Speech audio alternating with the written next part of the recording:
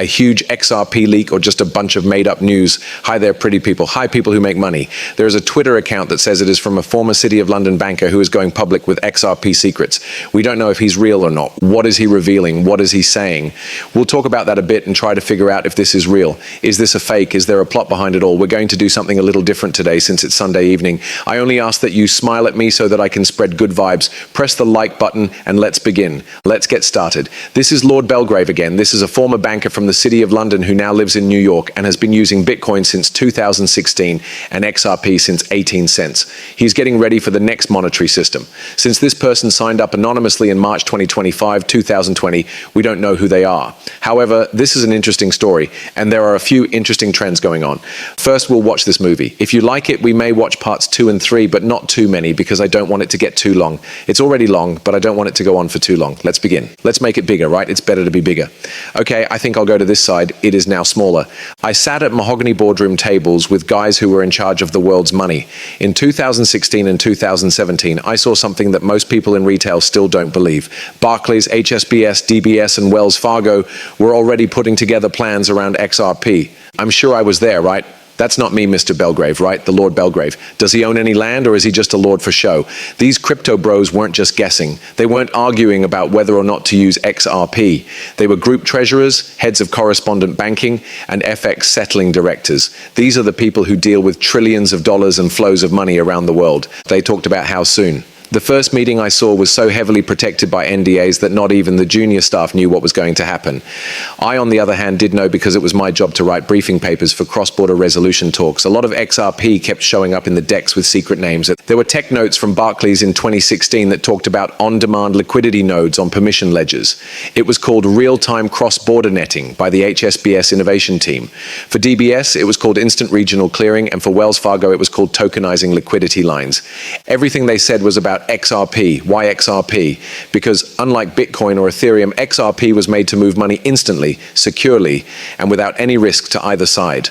It already worked with the old rails they had, like SWIFT, GPI, NOSTRO, VOSTRO, and CLS. It wasn't about ideas, it was about getting things done quickly and easily. People think that banks are against crypto.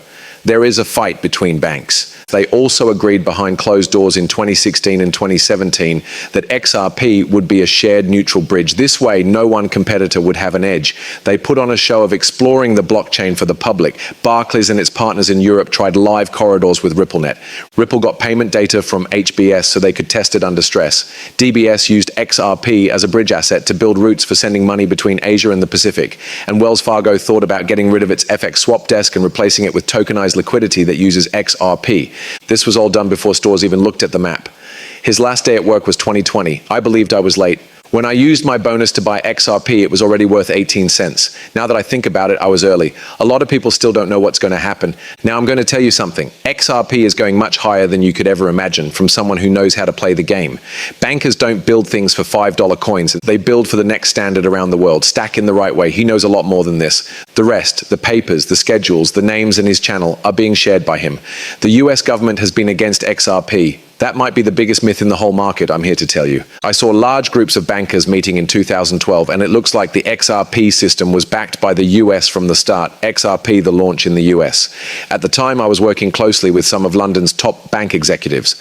When we met, there were NDA notes that never left the room, and a strange language that suggested someone was on purpose. Getting ready for a system we now call the XRP platform.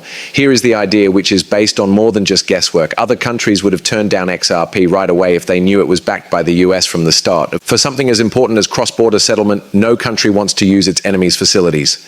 So what's the plan? Make up the opposite story. Make it look like the US doesn't like Ripple and the XRP system. Question them in court and drag them through the regulatory mud. How did it turn out? XRP comes out of the fight battle-tested, independent and clear, ready to be used around the world. You could say dominance around the world. Why go after Ripple in public when crypto scammers get away with it? The goal wasn't to shut it down, it was to make it legitimate around the world without being seen as an American tech push, which meant building trust in foreign central banks and clearing systems. That doesn't mean there weren't enemies within the group. Some strong US organizations and people did speak out against XRP. Why? Because the book is a threat to powerful and well-established forms of wealth wealth control. With a mutual global resolution layer, they no longer have the power they did for decades. The schedule lines up with the plan. 2012, early strategy talks, meetings with bankers who had to sign an NDA 2013 to 17, quiet infrastructure bill, global bank testing, 2018 to 23, public attack, phase case before the SEC. Now Ripple is seen as the only crypto infrastructure that can be used by institutions. Based on what he saw, no paper ever said US government deployment. It would never happen. But it was impossible to ignore the language, the order, and the way that some organizations and banks work together. It seemed planned. When you hear that the US doesn't like XRP, think about why the system that said it wanted it to go keeps leaving it in place to replace the old lines.